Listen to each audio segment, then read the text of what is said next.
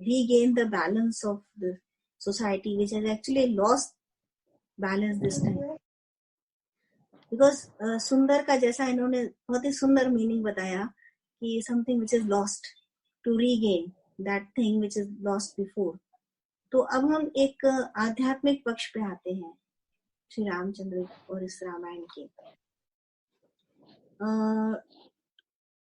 जैसा सुंदरकांड के लिए कहा कि कुछ जो खो गया था उसकी प्राप्ति को सुंदर कहा जाता है, तो सुंदरकांड में भगवान सीता को ढूंढने के लिए हनुमान जी को भेजते हैं लंका, और वह सीता माता से मिलते हैं।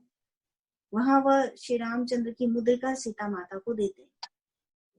तो मिला क्या, क्या खोया? तो सीता माता खोई थी और मिली क्या? सीता माता के दर्शन हुए। सीता माता को रामचंद्र के चिन्ह मिले और राम को सीता का समाचार मिला। तो दोनों को एक दूसरे से जो बिछोह हुआ था उसके बारे में न्यूज मिली, वह समाचार मिला। यह था सुंदरकांड। अब भगवान रामचंद्र का जन्म हुआ था पुनर्वसु नक्षत्र में।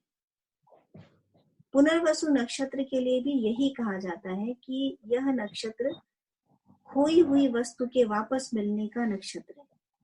तो बहुत ही सुंदर नक्षत्र कहा जाता है। आप देखिए किस तरह दोनों एक जैसी बातें मिल रही हैं। तो पुनर्वसु नक्षत्र में क्या खोया था और क्या मिला हमें? तो क्या भगवान राम खो गए थे जो वापस मिले? क्या देवी सीता खो गई थी जो वापस मिली? क्या वो एक दूसरे के बारे में जानते नहीं थे भगवान होकर के भी कि उन्हें एक दूसरे का समाचार मिला?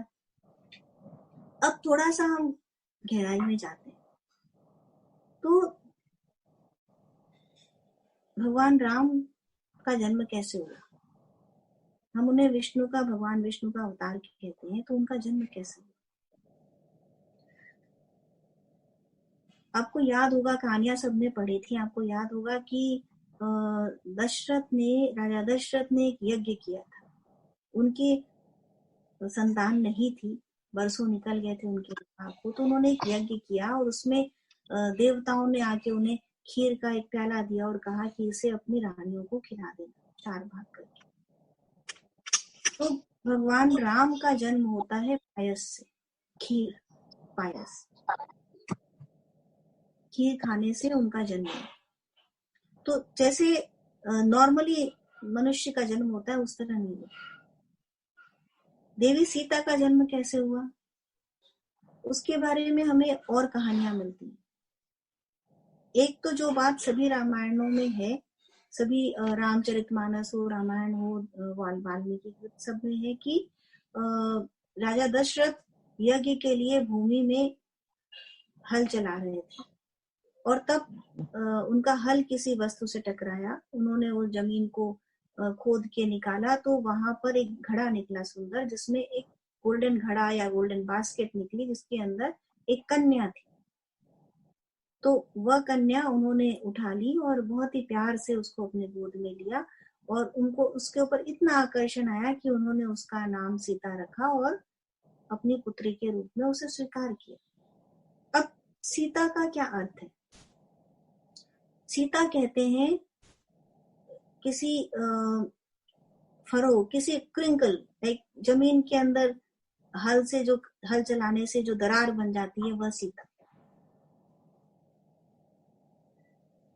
तो सीता का किससे? और एक सीता का अर्थ है कृषि। तो सीता जुड़ गई किससे? धरती से, क्षेत्र से।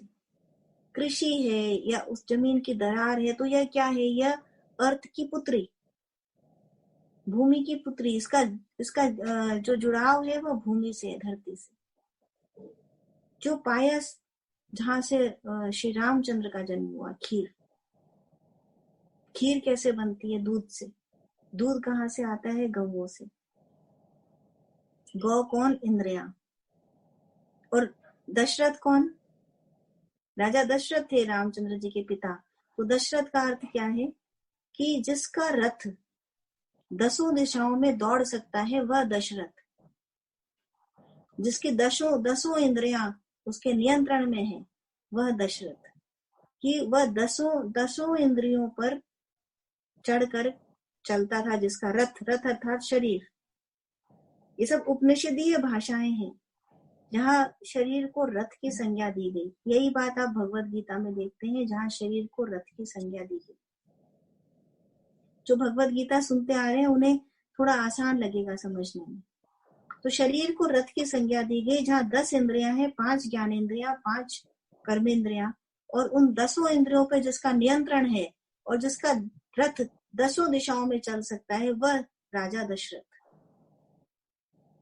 उन्होंने खीर से यज्ञ किया और खीर प्राप्त हुई उनको, जो खीर, उससे जन्म हुआ श्री रामचंद्र का। तो इस तरह उनका संपर्क हुआ धरती से, क्योंकि रथ कहाँ चलते हैं? धरती पर, और दशरथ कहाँ होते हैं? धरती पर।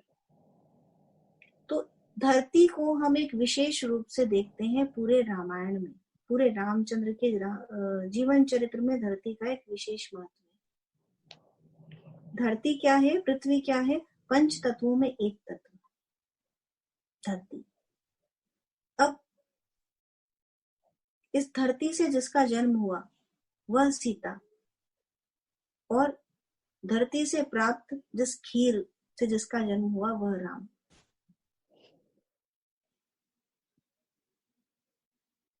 तो ये राम और साधारण मनुष्य नहीं थे जो खो गए थे और जिनका एक दूसरे से वियोग हो गया था।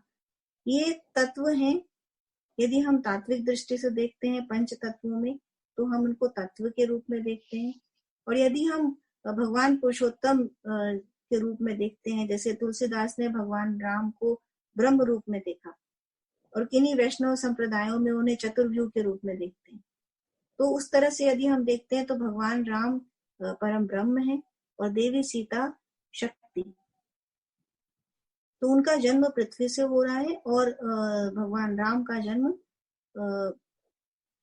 गौ से, उनकी इंद्रियों के कंट्रोल से जब एक योग साधना ऊपर उठती है, तो वहां से भगवान राम को हम देखते हैं कि किस तरह से प्रकाश के रूप में वह प्रकट होते हैं।